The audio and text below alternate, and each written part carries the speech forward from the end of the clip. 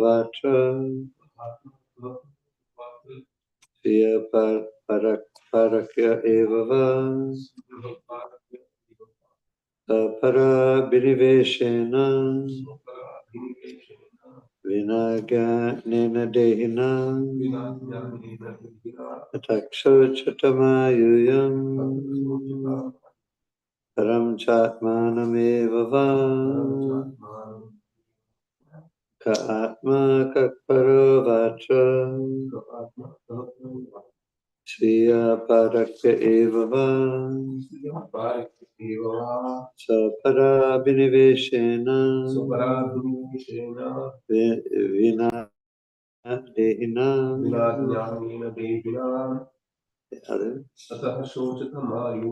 Atakshachatamayuyam Param chatmanamevava Atmaka paroikatra Sriya parakya evava Sapara biniveshena Vinagyanena dehina.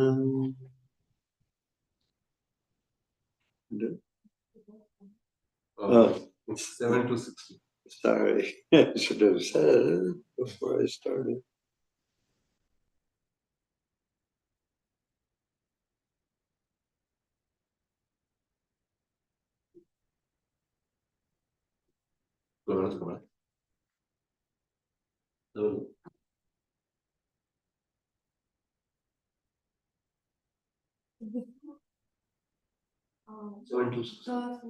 Yeah.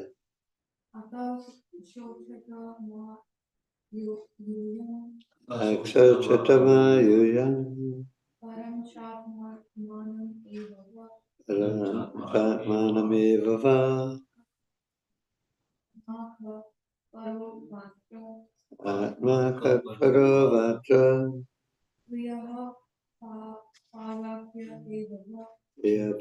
Parakya evava Sapara viniveshena Vinagyanena dehina Takshachatamayuyam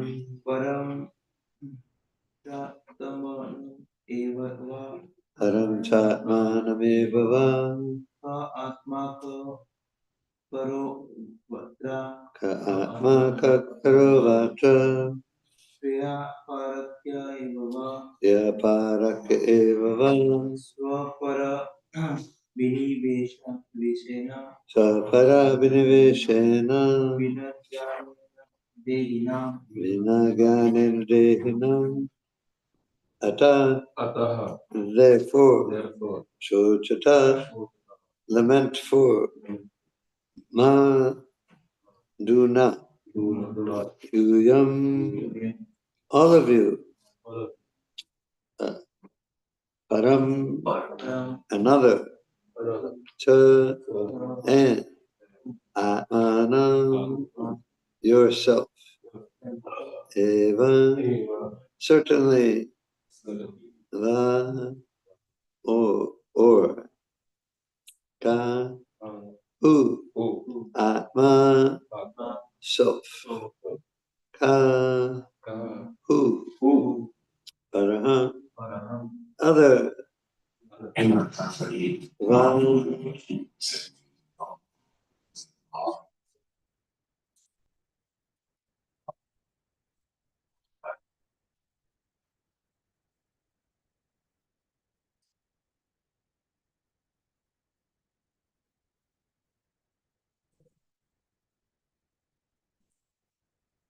Atta in this material world,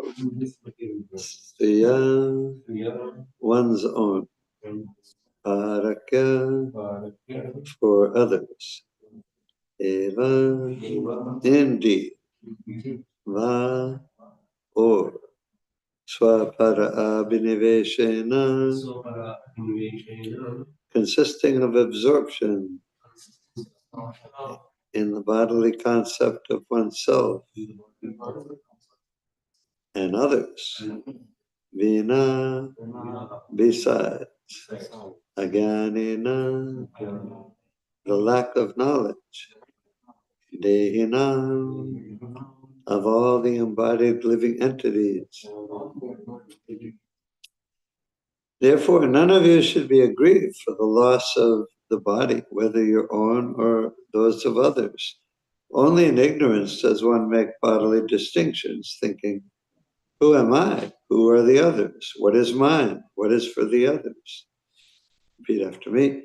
Therefore, none of you should be aggrieved for the loss of the body, whether your own or those of others. Only in ignorance does one make bodily distinctions, thinking, who am I? Who are the others? What is mine? What is for others? Prabhupada's purport. In this material world, the conception of self-preservation is the first law of nature. According to this conception, one should be interested in his personal safety and should then consider society, friendship, love, nationality, community, and so on, which have all developed because of the bodily conception of life and a lack of knowledge of the spirit soul. This is called ajnana. As long as human society is in darkness and ignorance, men will continue to make huge arrangements in the bodily conception of life. This is described by Prahlad Maharaj's Varam. In the materialistic conception, modern civilization makes an enormous arrangements for huge roads, houses, mills, and factories. And this is man's conception of the advancement of civilization. People do not know, however, that at any time they themselves may be kicked out of the scene and forced to accept bodies that have nothing to do with these enormous houses, palaces, roads, and automobiles. Therefore, when Arjuna was thinking in terms of the bodily relationship with his kinsman, Krishna immediately chastised him, saying, Kutastra kashmalam idam vishame samapastitam anarya jushtam. This bodily conception of life is befitting the anaryas, the non-Aryans, who are not advanced in knowledge. An Aryan civilization is a civilization advanced in spiritual knowledge. Not merely by stamping oneself as an Aryan does one become an Aryan. Hitler did during World War II. He called the German race Aryans, that were big and strong and intelligent and make all kinds of machines. So we're the advanced. He had the swastika, the reverse of the real swastika. I mean, what's it mean? Auspicious, right? A swasti. And so Hitler adopted some of that. And he called the German people the Aryan race, and the Aryan, because we're the Aryans, we're meant to rule everyone. It's not exactly the real Aryan conception of life. It's all based on bodily identification. Real Aryan life is based on the knowledge of Krishna and knowing that we're not the body.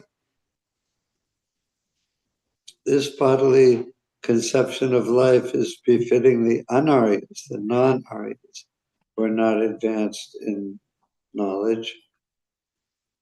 To keep oneself in the deepest darkness concerning spiritual knowledge and at the same time claim to be an Aryan is a non-Aryan position. In this connection, Srila Madhvacharya quotes as follows from the Brahma Vaivarta Purana. I won't read that. I'll read the Prabhupada says, the purport is that as long as we are in this human form of body, our duty is to understand the soul within the body.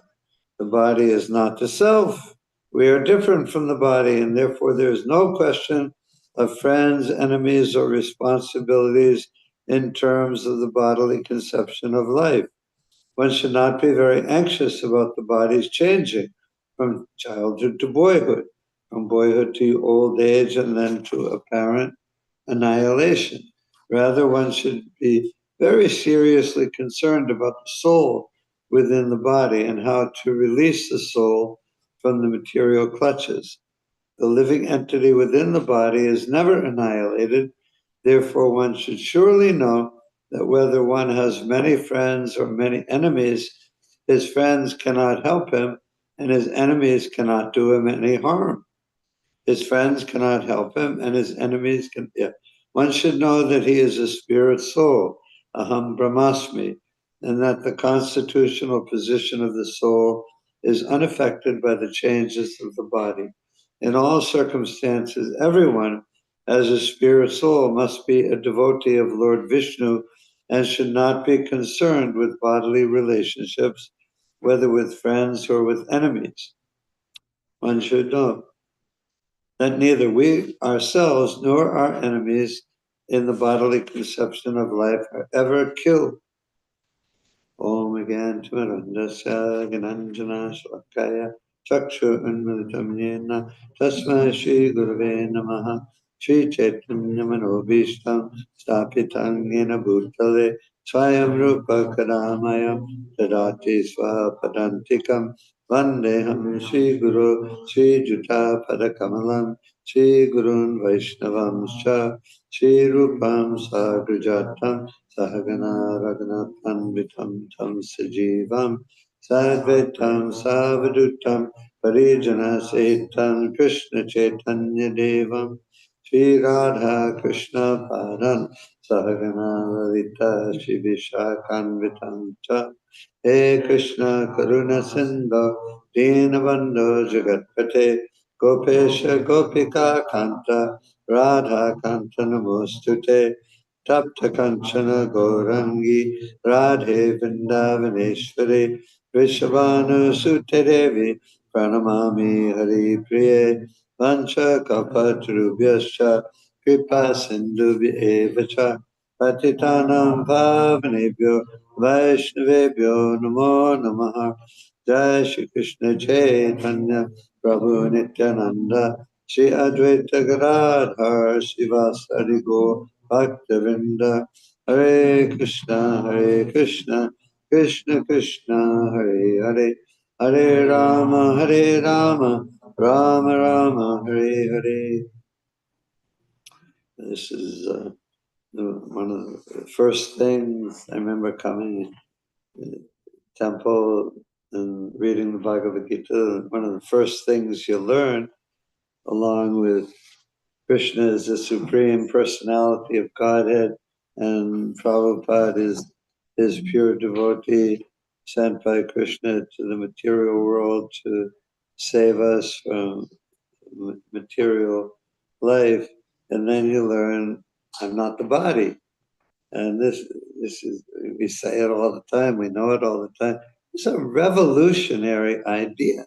You're not the body. Everything that we knew, everything that we were taught from birth in this life and in however many millions of lives we had in the past as conditioned soul, everything that we knew, everything was based on this central idea that you're the body.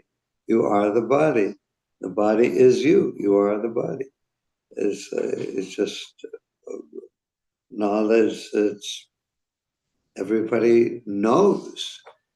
You don't only think you're the body, you know you're the body. Your parents tell you, everyone tells you, everyone else is acting on that knowledge, and everyone's acting like that because Maya Devi is telling us, telling everyone, she's telling us, you're the body. And what's important is you are the body. So take care of yourself means take care of your body. And so to learn, however old you are, I was 18 up until then. I never thought of it. It's just That's just what is. And then I learned that I'm not the body, and so it's a revolutionary. Every statement by Krishna in the Bhagavad Gita, every facet of transcendental knowledge is completely opposite and revolutionary, counter to everything that we've learned for millions of births. Yeah, so reading the Bhagavad Gita, you give somebody a Bhagavad Gita or a Perfection of Yoga or whatever book authorized book by Prabhupada or by one of his faithful disciples or grand disciples. You give like all the men went out a couple of days ago and distributed books, and people are like, oh, okay, okay, here's a book, okay. I know books. I have a lot of books. Here's another book. Let me look at this book. And but they don't know is that we know, and we have to know, and we know that, but they don't know that I'm getting this so-called book, which is just words on a page, just somebody's ideas, like anybody else's ideas. And I'm just reading another book. It's like throwing a bomb into a house, and the house just blows up. So giving somebody a transcendental literature is like you're innocently handing them a book, but you're throwing a bomb into their whole consciousness, their whole concept of what life is, what reality is, what it should be, what shouldn't be, just like blowing it to bits. And we're the ultimate radicals, the ultimate bomb throwers. But our bombs are bombs of love. And we you have to tear down, explode what knowledge they have in order to build up actual knowledge, which will actually help them. You don't kill them when you blow up their misconceptions. You don't kill them, but you kill and Lord Chaitanya was ready to kill Jagai and Madhai for harming Lord Nityananda, and Lord Nityananda prayed to him, you protect your devotees and kill the demons. But in Kali Yuga, everyone is a demon. So you just can't kill everyone. And so Prabhupada explains in the purports that in Kali Yuga, we don't kill the person, but we kill their demoniac mentality. And every conditioned soul is, in essence, has, to one extent or another, everyone has a demoniac mentality. Demoniac mentality essentially is that I don't want to surrender to God. I want to be independent and enjoy it. And you may be a very nice person. You may be a philanthropist, but you may be trying to help all people, or you may just be like just trying to take over the world with your economics or your military power or your criminal behavior. Whatever, there's a spectrum.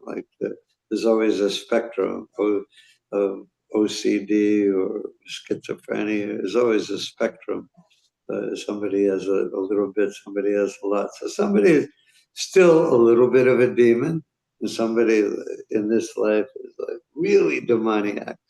But the demoniac nature is the basis of being a conditioned soul.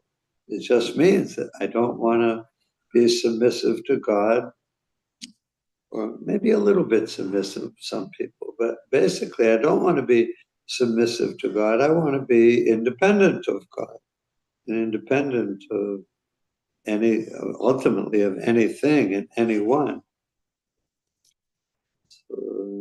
Yes, that's every conditioned soul, including us. We're coming out of material life for millions of births, so we all still have that in us to some extent, but it's become very much reduced in us, and we know what the problem is, and we're struggling with the problem every day, but not struggling on our own. We're struggling with the help of Krishna, Guru and Krishna, and all the other devotees. We help each other. That's why we stay together in the temple or maintain the temple, so everyone can come have the association of the devotees and the deities. Is that we here to help each other become free of this demoniac mentality, asuric mentality, and become actual devotees. And all the devotees are great souls. All the devotees are extremely, like, look around the temple room, everyone here is very extremely sincere devotee. We have some tendencies left. That's understood.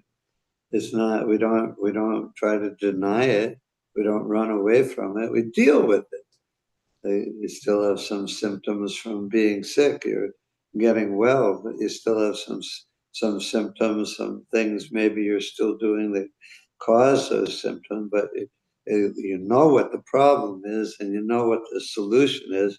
So you work on it every day, and you help all your friends and relatives and everyone to work on the problem. We all have the same problem. It's not like there's a lot of different problems.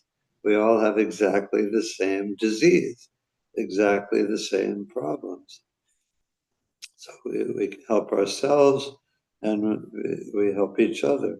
So, yeah, so the basis of the most fundamental part of Ajnana, Om Agyan Timirandasya, I was born in the darkness of ignorance. I think I'm the body. That's the darkness of ignorance. I don't think God is there, or I don't think God is relevant. If he is there, I don't think he's relevant to my minute to minute, day to day life. I think I'm independent. So I was born in the darkness of ignorance, and my spiritual master opened my eyes with a torchlight of knowledge, or cut open my eyes. So the fundamental feature of Ajnana is identifying with material body. And Krishna explains it. You can hear Prabhupada talking about this in lectures on the verses in the Bhagavad Gita, where Krishna is telling Arjuna that he's not the body. And listen, when you hear him talking, you hear his voice. He's like, Prabhupada gets like almost we're using Krishna's voice. Prabhupada, in quoting the verses from the Bhagavad Gita, he gets like almost like sarcastic, like almost like laughing at, not laughing, but like almost like, Arjuna, you fool! You're identifying with the body. It's not just words, like you identifying, you're lamenting for that which is not worthy of grief. You think that your relatives are their bodies. You think that by killing them, by killing their bodies, you're killing them. And it's not true. You're a fool. And Prabhupada often talks about the verse, while speaking learned words, you're lamenting for that which is not worthy of grief. So we don't. Krishna is, and Prabhupada explains that Krishna is actually in like a nice way, is like, Prabhupada gives the example, if I'm talking, if somebody's talking to someone else and they say, you look like that person who is a thief. And Prabhupada says, that means he's saying that you look like a thief. And so that's what Krishna is saying to Arjuna, a wise person laments neither for the living, while speaking learned words, you're lamenting for that which is not worthy of grief. So yeah. We lament when somebody leaves their body. We're not immune to attachment to that person that we knew in that particular spiritual form, that particular body. And devotees are not robots. They're not insensitive. The main thing is that when somebody leaves their body, we call it leaving the body. Most people think of it, this person has died, or that this person is gone. Yeah, the person is gone, but only the body is dead, but the person is not dead. The person is just as much alive now as he was a minute ago when he was still occupying that body. But for one reason or another, that body became non-functional or just too old, worn out, and wouldn't work anymore. So the person had to leave the body. But for us, it's just a part of life. You may pass somebody on the street who in your last life, you just walk past them and you don't see them, they don't see you. That person might have been your mother or your father in your last life. It might have been your brother or your son or your whatever. But you just walk past them. They don't know who you are. You don't know who they are. You walk past them. And so that's the nature of material life in the material body. You leave one body, you go into a completely different situation, and almost always you don't remember anything from your past life. You don't remember your mother or your father or your children, because that's the function of Maya. As soon as you leave one body, Maya it makes us forget everything about our past life. I don't remember anything about my past life. Some people have little glimpses of their past life, or think maybe it's imaginary sometimes, or maybe it's real sometimes. There are definite cases of people who remember past life. But mostly the function of Maya is that she makes us forget everything, and you start over. And Prabhupada explains that in a very simple, logical way. People would ask him, or people will ask you as a representative of Prabhupada in disciplic succession, somebody will say, well, if I had past lives before, why don't I remember them? And Prabhupada's very simple logical response was that you don't even remember. He would give the example that if I asked you, what were you doing exactly this time, 24 hours ago, you would have to struggle to remember what you were doing just one day before. I remember some things about when I was 3 years old or 5 years old, but not much. And I don't remember anything about when I was a month old in this body, or I don't even remember. My sister will tell me, or somebody, Akita Nagari, will tell me, remember when we did this in 1995, we went there, we did that. And I'm like, no, I don't remember that. So our memory, so even in this life, our memories are not good. Some people's are much better than others. Mine definitely isn't good.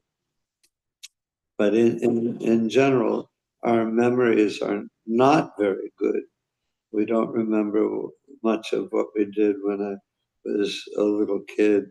So, and then, of course, the whole experience of leaving your body in your past life is a very traumatic time, and then the demigods are deciding, or after immediately or after some period of time, you get the demigods decide what body you're going to go into in your next life, and maybe you have to undergo some training as a hog or a dog or whatever. So what canto is that described in? Fifth canto. Yeah. So sometimes you have to be like, if you're going to take birth in the body of an animal, you get some training in like an interim stage before you're actually put into that body, and then the process of living in the womb of a mother for however long that gestation period is, if it's a week or 9 months or a year. How long is it for an elephant? It's like a year or 2 years. You're in the womb, and that's a very painful, long period of time. And then the process of birth is very painful, and it's like, and then you're born without any knowledge of what's going on. You're just a baby, and you don't know anything, and you have to learn everything. And so it's not very surprising that, aside from the fact that it's just an arrangement of Maya, it just in practical terms, from a logical point of view, it's not surprising that we don't remember past lives. It's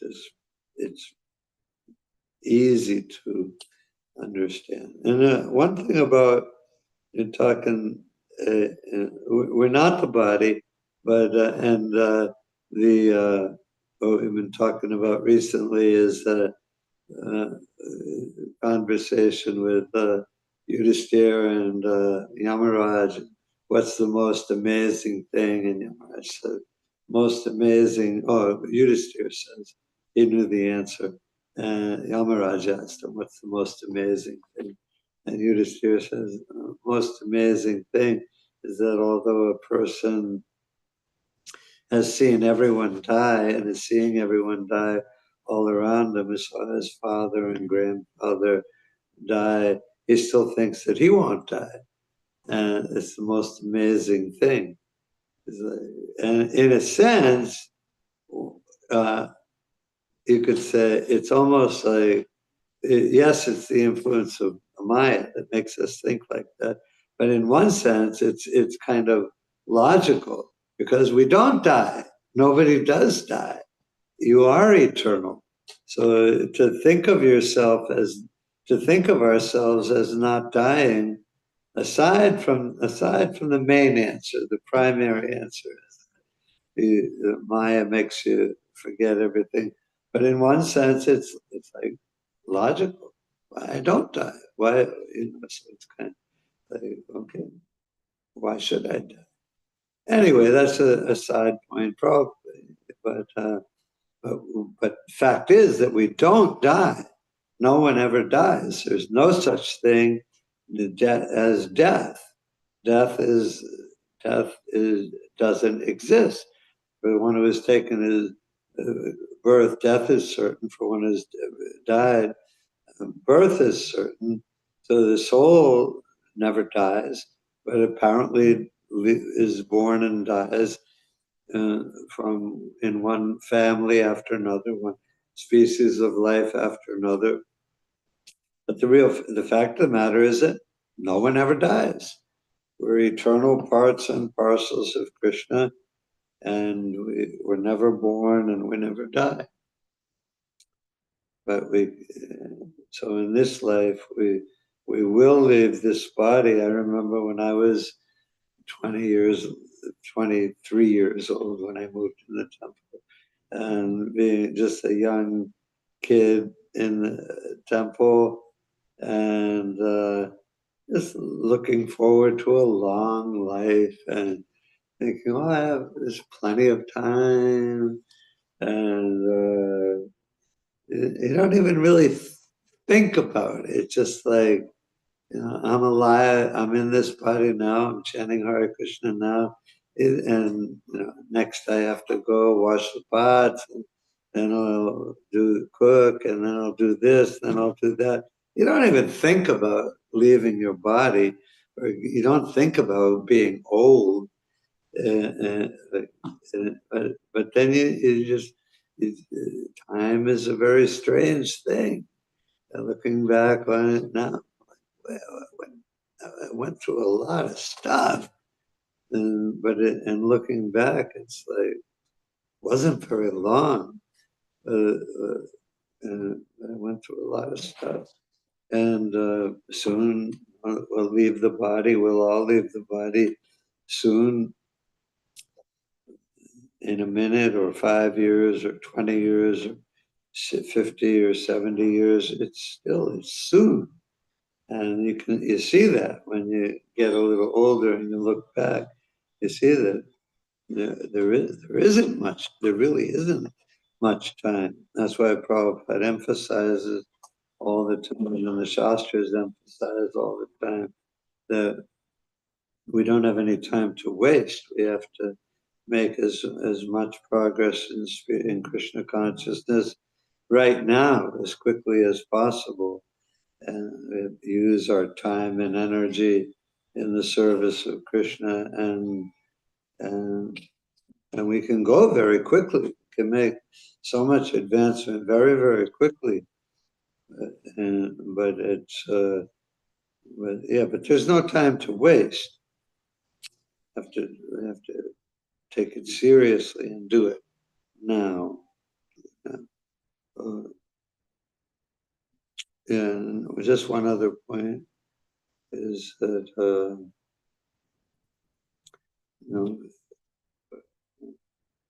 we're not the body. We're not the body, but in a sense, for a devotee, we are the body. In one sense, when you go back home, back to Godhead, you have a transcendental body, and you are your body in the spiritual world. There's no distinction between Krishna's body and Krishna's self, or Radharani's body and herself, or any of the cow's body and themselves, because their whole essence is just service to Krishna, love of Krishna, and for the devotees, like the pure devotees in this world, there is one example that's used, is that their body is transcendental, because it's compared to, the example is that you can have a wooden box that's covered with gold all around, or you can have a box that's made out of gold. The wooden box that's covered with gold is the pure devotee's body, but he only uses his or her body in Krishna's service. So their body is transcendental. So it's like that for all of us. What do we do with our life? We use our body and our mind, our intelligence, our gross and subtle body in the service of Krishna. So in that sense, we are the body. Our bodies are spiritual. It's just sort of an off point, but side point. But as long as we use like this thing here, it's wood. If you went and bought it at a furniture store, it'd be like, oh, I'm buying this thing and I'm taking it home. I'm going to use it. It's a wooden thing. It's material. But if I buy it, or a devotee made this a long time ago, when we use it in the temple for Srimad Bhagavatam class, then it's not wood, it's transcendental, it's spiritual. So everything is, our whole philosophy is that this book is made of paper and ink, but it's not a material thing. It's directly in literary incarnation of Krishna, where the deities on the altar are made of metal or wood, or sometimes painting, clay. We can make an image of Krishna in your mind, a mental deity of Krishna. But the deity is not material. The deity is directly Krishna. Everything in Krishna. This building, before it was the temple of Krishna, they're just some regular people living here, just having their families going to work. No thought of dedicating a life for the service of Krishna. No getting up for Mangal Arati and chanting Hare Krishna. None of that. Just, I want money, I want this, I want that. Give me this, give me that. The building was material. But now, since we bought it 50 years ago, this building is part of the spiritual world. It's transcendental. The temple is the home of Krishna. And Prabhupada said the temple is an embassy of Vrindavan. The temple is not of the material world. And so we use the temple, use the car, use the stove in the kitchen, use everything in Krishna's service, use our body, our mind, our intelligence, our ego in the service of Krishna. And then we're not acting on the material plane. Okay, so I'll stop there. Anyone say any questions or comments on anything? Yes. Thank you, Prabhu. This was an amazing class. I just had one reflection and one question. So the reflection I had was before I approached the way I approached today's class was I have some problem going on the family front. Yeah. So How unusual is that? No, I know. So when I approached the class with this thought process that this class can potentially solve all my problems. The wisdom that Prabhu will share. And actually, it will have such an impact. The amazing example you shared, like all our family members who were walking by on the street and some stranger could have been a brother or mother in my life. Yeah, it's pretty wild to think that. But it could be. Although we know these are facts, that everything is just a passing phenomenon, we take things so seriously. Yeah, the illusion is very powerful, and we do get attached to people. We are attached to family members. We have to be attached with knowledge at the basis of it.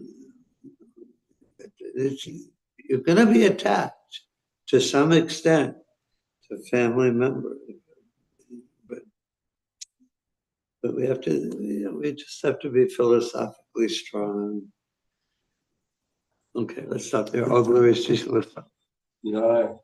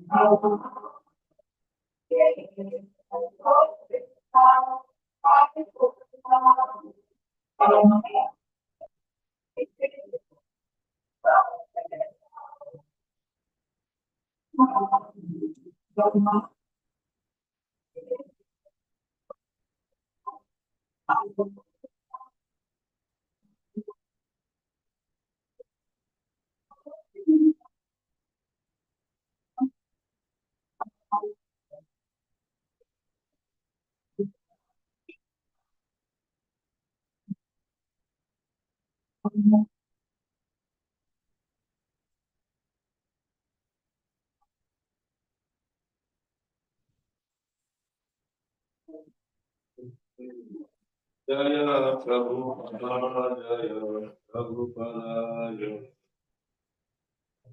Jaya